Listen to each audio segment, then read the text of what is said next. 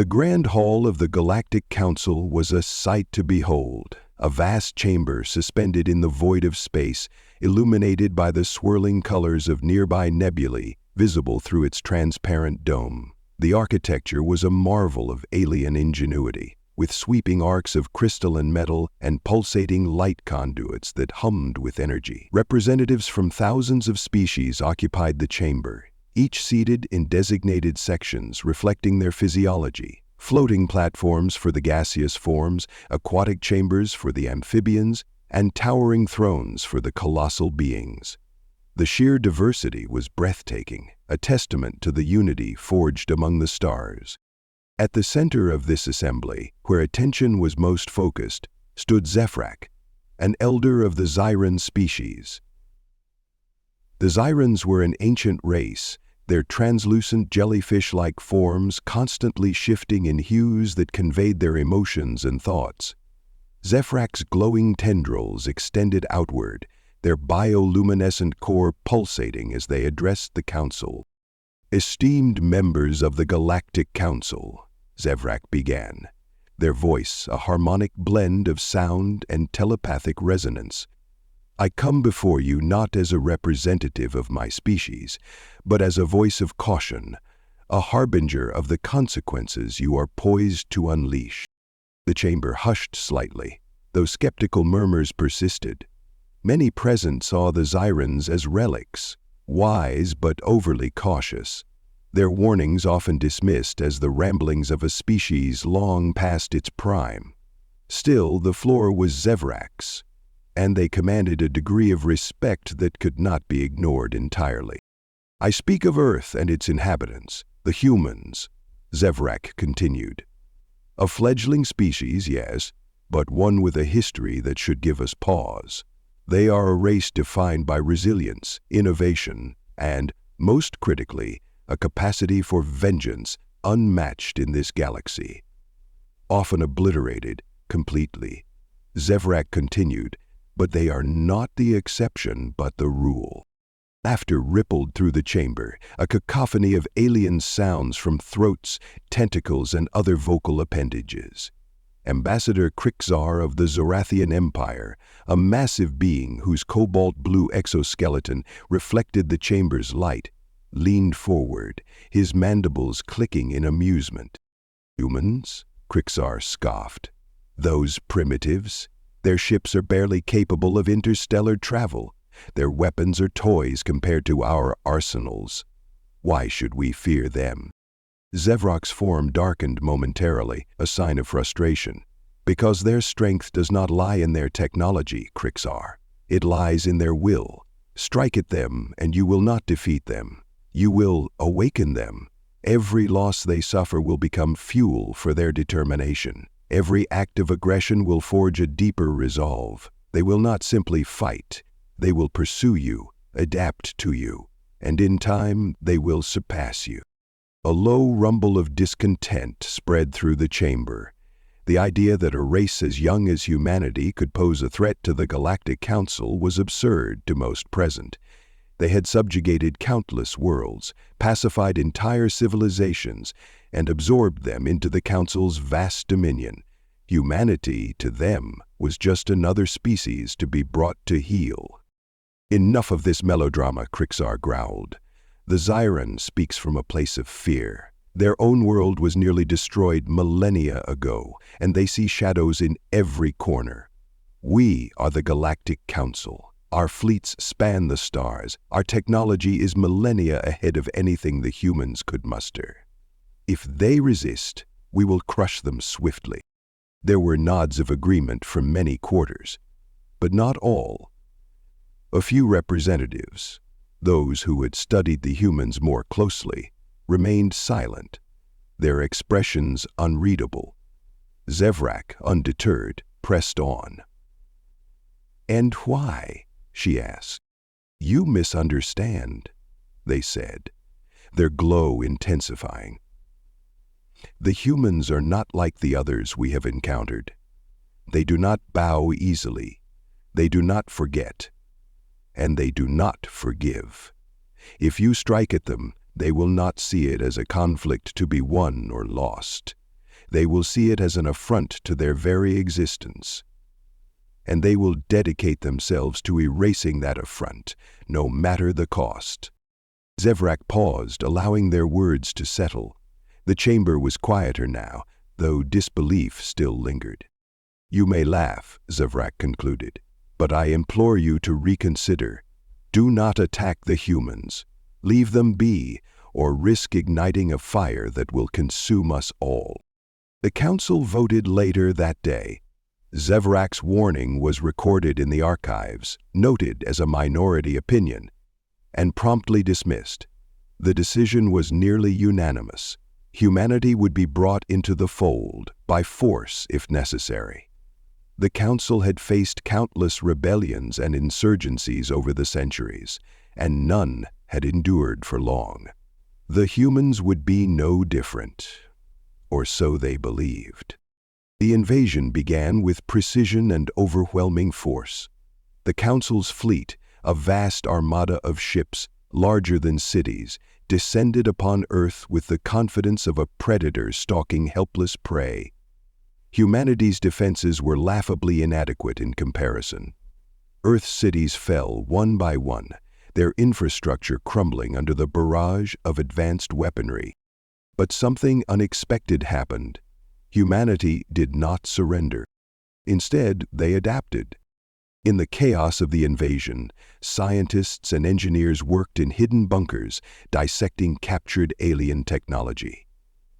Military leaders from rival nations set aside their differences, uniting under a singular purpose: survival. Guerrilla tactics, honed over centuries of human conflict, were employed with devastating effect. Cities became traps, drawing alien forces into labyrinthine streets where they were ambushed and overwhelmed. Rivers were poisoned, supply lines severed, and communications hijacked.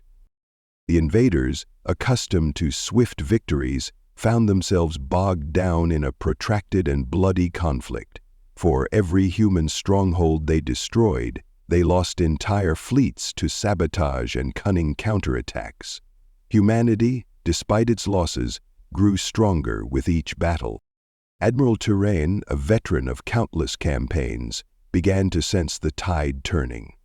Reports from the front line spoke of human forces using advanced technology that should have been beyond their comprehension. Their tactics were unpredictable, their strategies ruthless. "These humans are more dangerous than we anticipated," Turenne confided to her officers during a war council aboard her flagship. "They do not fight like others. They are not afraid to die, and they learn from every engagement. This is not a war we can win through sheer force." Quinian, Prixar, who had taken command of ground operations, dismissed her concerns. "They are insects. Crush them enough times and they will break. It is only a matter of time." But time was not on the council's side. The longer the war dragged on, the more the humans adapted, and the more the council's unity began to fracture. Some species, weary of the endless conflict, began to question the wisdom of the invasion. Others feared the growing whispers of human retaliation. After years of fighting, the council declared victory. Earth was left in ruins, its population decimated, its cities smoldering husks. Believing humanity too broken to retaliate, the council withdrew, turning its attention to other matters. But humanity was not defeated. In hidden colonies across the solar system, survivors regrouped. They rebuilt in secret, mastering the alien technologies they had captured. They forged alliances among themselves, erasing centuries of division. And they prepared, not for survival, but for vengeance. The first human counterattack came without warning. A lone ship, sleek and black, emerged from hyperspace near a council outpost in the Alpha Centauri system. Before the defenders could react, the station was obliterated in a single, devastating strike. The attacks continued, each one more precise and devastating than the last. Human forces, now wielding technology that surpassed even the council's, struck at critical infrastructure, annihilating fleets and outposts with terrifying efficiency. Fear spread like wildfire through the council. The phrase, "The humans are coming," became a whispered warning, a harbinger of doom. Entire sectors were abandoned as species fled in terror, hoping to escape the relentless tide of human vengeance. Devrak, who had watched the events unfold with grim resignation, spoke to their kin. "I warned them," they said softly. "I warned them, but they would not listen." The humans did not stop. Their vengeance became a force of nature, an unstoppable tide that swept across the galaxy. The Council, once a symbol of unity and power, crumbled under the weight of its hubris. In the end, the galaxy remembered humanity not as victims but as predators. For in their quest for survival, they had become something greater, something to be feared. The Galactic Council's invasion of Earth was meticulously planned, executed with the precision of a machine honed by centuries of conquest. Fleet commanders had studied humanity from afar, analyzing their capabilities, monitoring their political structures, and observing their weaknesses. From the Council's perspective, the humans were fractured, barely united even in times of existential threat, and burdened with obsolete technology. It was the perfect scenario for a swift subjugation, a textbook campaign that would require minimal effort and yield maximum results. When the Armada arrived, humanity had little warning. The vast ships materialized in Earth's orbit, their enormous hulls eclipsing the sun. Each was a masterpiece of alien engineering, crafted from metals humanity had never seen, armed with weapons capable of reducing entire continents to ash. The skies over Earth turned dark as the fleet's shadows stretched across the globe. Within hours, communications networks were scrambled, satellites were neutralized, and humanity's eyes and ears were rendered blind and deaf. The initial strikes were devastating. Cities that had stood for centuries crumbled under the weight of orbital bombardments. Major military installations were targeted first, their defenses obliterated before they could mount a meaningful response. Fighter jets and missiles were launched in desperation, but they might as well have been throwing pebbles at a tidal wave. The aliens moved with cold efficiency, destroying infrastructure, scattering resistance, and instilling terror in every corner of the planet. But something unexpected began to happen. The humans, instead of succumbing to despair, adapted with a speed and ferocity that caught the invaders off guard. In underground bunkers and hidden facilities, scientists and engineers worked tirelessly to make sense of the alien technology salvaged from downed ships. Weapons systems were reverse-engineered, communications were hacked, and weaknesses were identified. Humanity's penchant for ingenuity, honed through millennia of struggle, became their greatest weapon. On the front lines, human soldiers abandoned conventional tactics. They knew they could not stand against the aliens in open warfare, so they turned to asymmetrical strategies. Guerrilla warfare became the norm. Cities that appeared abandoned were laced with traps, explosives hidden in sewer systems, snipers concealed in ruined skyscrapers, and tunnels carved beneath the streets for ambushes. Alien forces would sweep into these zones, expecting no resistance, only to find themselves ensnared in chaos. One such ambush took place in what was left of New York City. Alien ground troops, towering insectoid beings clad in impenetrable armor, advanced through the ruins, their plasma rifles glowing in the gloom. They moved in formation, scanning for signs of life. The streets were eerily quiet, save for the hum of their machinery. Then, without warning, the ground beneath them erupted. Explosives rigged to sewer pipes detonated, sending shockwaves through the streets and collapsing buildings onto the advancing troops. Human fighters emerged from the rubble, armed with scavenged alien rifles and improvised weapons. They struck with brutal efficiency, targeting weak points in the alien armor that had been discovered through trial and error. By the time reinforcements arrived, the human fighters had vanished, retreating into the labyrinth of tunnels they had created. The invaders began to realize that they were not fighting an enemy that would give up. For every human stronghold they destroyed, two more seemed to spring up in its place. Every victory came at a higher cost, with more ships lost, more soldiers killed, and more resources drained. Admiral Touraine, a seasoned strategist who had overseen countless campaigns, grew increasingly uneasy. She had reviewed the reports from the front lines, noting a disturbing trend. The humans were learning. Each encounter revealed new tactics, new adaptations, new ways to exploit the invaders' weaknesses. In a war council aboard her flagship, she addressed her officers. "This is not proceeding as expected. The humans are not like the others we've conquered. They do not surrender. They evolve. If we do not adjust our approach, we risk turning this operation into a protracted conflict." Who exercised. But Traer was not so sure. Something about the humans unsettled her, though she could not yet articulate it. It was not their technology or their tactics, but their sheer will to survive, to fight, even when defeat seemed certain. As the months turned to years, the invasion dragged on. The Council's fleets were stretched thin, forced to contend with resistance across the globe. Humanity's ingenuity continued to grow, and their victories began to mount. Alien ships were brought down by hijacked drones and improvised EMP devices. Ground forces were decimated by carefully coordinated ambushes. In one chilling development, human engineers managed to reprogram alien weapons systems.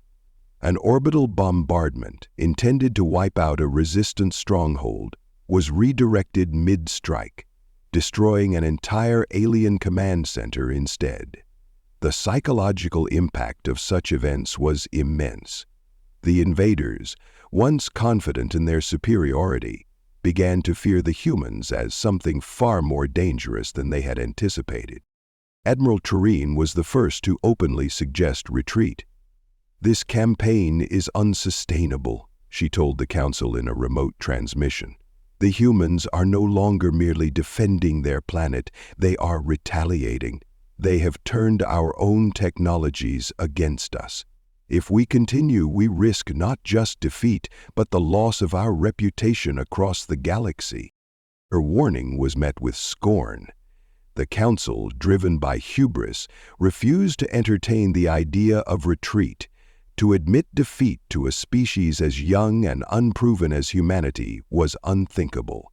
They ordered the invasion to continue, doubling down on their efforts to crush the resistance.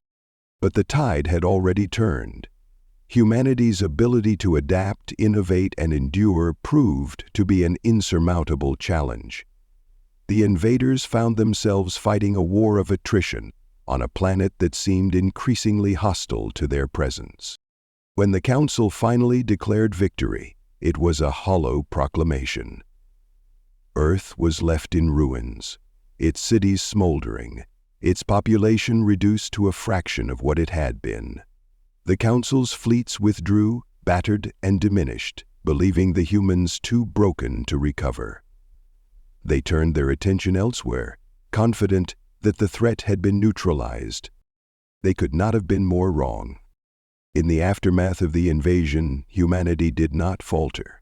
Instead, they rebuilt in secret, their resolve hardened by the horrors they had endured. Survivors formed underground networks, pooling their knowledge and resources. They studied the alien technologies that had been left behind, unlocking their secrets and using them to craft weapons and ships that rivaled anything the Council could muster. For years, humanity worked in the shadows, biding their time, preparing for the day when they would strike back. They knew they could not simply rebuild their civilization. They had to ensure that no other species would ever dare to attack them again. When the first counterattack came, it was swift and merciless. A human strike force emerged from hyperspace near a Council outpost on the fringes of the Alpha Centauri system.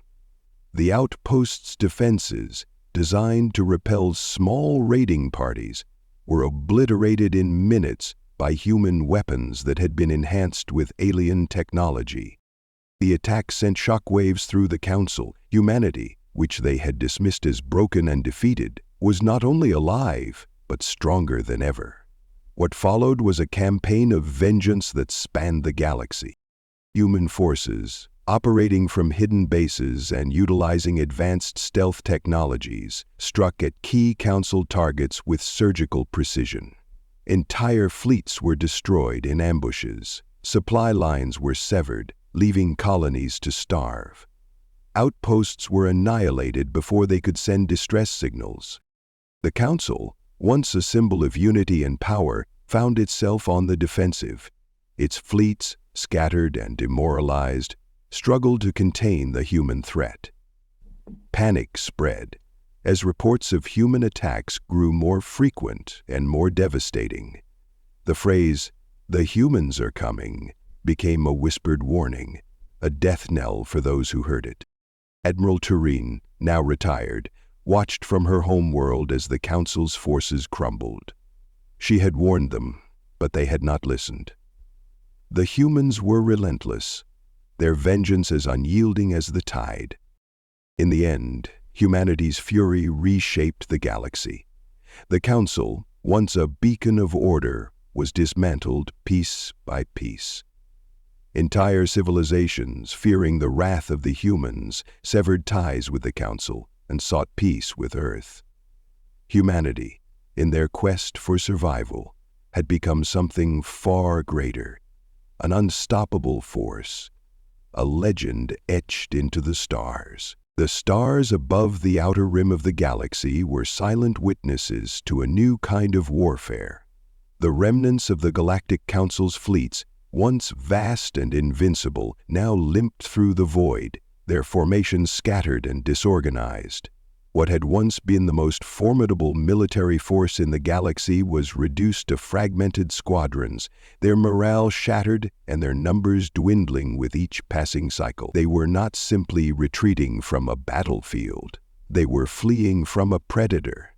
Much as I loved reading the late Stephen Cowell's Travesty, humanity had transcended mere survival. The campaign of retaliation they waged was calculated, relentless, and methodical. Each strike was a message, each destroyed outpost a reminder that no corner of the galaxy was beyond their reach. Their vengeance was not born of anger alone, but of purpose. The humans understood something their enemies had failed to grasp. The only way to ensure the galaxy's safety was to make an example of the Council, so profound that no species would ever consider repeating its mistakes. At the heart of humanity's efforts was the fleet they had built in secret. These ships, sleek and deadly, were a fusion of human ingenuity and alien technology.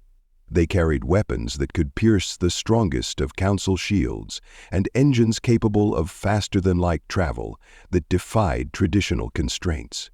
The fleet operated with a precision that left no room for error. Scouts identified targets, strike groups executed attacks, and reconnaissance teams ensured the element of surprise was never lost. One such operation unfolded near the Tau Cygni system, where a Council fleet had sought refuge in a barren sector believed to be safe from human detection. The Council ships floated in a defensive formation around a central command vessel, their energy signatures muted to avoid drawing attention. What they failed to realize was that the humans were already there, watching, waiting. The human assault began without warning. From the darkness of space, a dozen vessels emerged, their black hulls absorbing light and rendering them nearly invisible against the void. The first wave of attacks targeted the fleet's communication systems, silencing distress signals before they could be sent. The second wave struck the engines of the larger ships, leaving them adrift and vulnerable. By the time the Council realized they were under attack, half their fleet had been destroyed. On board the human flagship, Admiral Liana Terran observed the battle with a calm, analytical gaze. Terran was a veteran of the invasion, one of the survivors who had fought in the Resistance and lived to see humanity's resurgence. Her command was absolute, her strategies honed by years of studying the Council's weaknesses. "Keep the strike teams moving," she ordered. "We don't let them regroup. Target their command vessel next." Her crew responded with the efficiency of a machine. Commands were relayed, weapons fired, and enemy ships fell one after another. The battle was over in less than an hour. The once proud Council fleet reduced to debris and lifeless hulks. As the human ships collected data from the wreckage, Terran allowed herself a rare moment of reflection. "This is what they brought upon themselves," she murmured, her voice soft but resolute. Across the galaxy, similar scenes played out. Human forces struck at the Council's core infrastructure, its shipyards, its research facilities, its supply chains. No target was too far, no defense too strong. The Council's leaders, once so confident in their dominance, found themselves isolated and vulnerable. Their allies, fearing retribution, abandoned them one by one. The Galactic Council had always relied on its image as an unassailable authority, a unifying force that maintained order through its strength. But now that image was in ruins, replaced by the growing legend of humanity's vengeance. Whispers spread through the galaxy of human ships appearing out of nowhere, of entire fleets wiped out before reinforcements could arrive. For many, the humans became something more than a species. They became a force of nature, a shadow that loomed over the stars. Yet, for humanity, this was not a war of conquest. They did not seek to expand their territory or impose their rule on other species. Their mission was singular: to dismantle the Council and ensure that no entity would ever threaten them again. This clarity of purpose set them apart, making their campaign as focused as it was devastating. Though a distant Council-controlled world, a small group of survivors gathered in a hidden bunker. They were a mix of soldiers, civilians, and scientists who had managed to evade capture during the human raids. The air was thick with tension as they discussed their options. "We can't fight them," one of the soldiers said, his voice trembling. "They're everywhere. Every time we try to regroup, they're already there."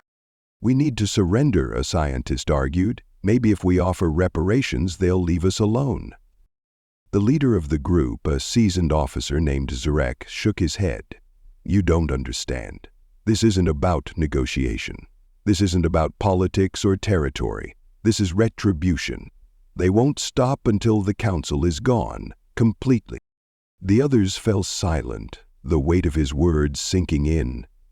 For centuries, the Council had been the galaxy's dominant power, its authority unquestioned. Now, it was being dismantled, piece by piece, not by an alliance of species, but by a single race, a race the Council had dismissed as insignificant. Far from the remnants of the Council, Zevrak watched these events unfold with a mix of sorrow and vindication.